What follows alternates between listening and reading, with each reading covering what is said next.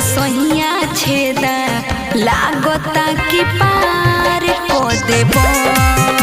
ए सोहिया छेदा लागता कि पार को देबो।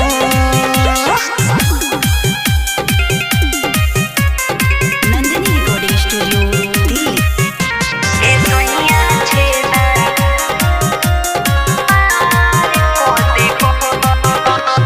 आज तो सोहिया तेरी ये गोरी होई दूनोरी मान जाना। नहीं दादा आज तो सोइया फार दे हम ढूंढी। फिर तेरी ये गोरी होई दूनोरी। लहंगा में दरार को देबो। ये सोहिया छेदा लागता कि पार को देबो।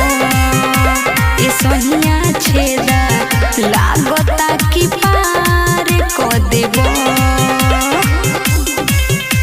ए सोहिया छेदा पार को देबो। म्यूजिक बाय विकास बेतिया। ए सोहिया छेदा पार को देबो। राइटर किसानी जिसमें होश संभारी। बंगू तू गोरी गोरी हो जाती यारी। चुप रही ना। राइटर किसानी जिसमें होश संभारी। बंगू तू गोरी गोरी हो जाती यारी। जितुआरिया कबार देबो। ए सोहिया छेदा लागता कि पार को देबो। ए सोहिया छेदा लागता कि पार को देबो।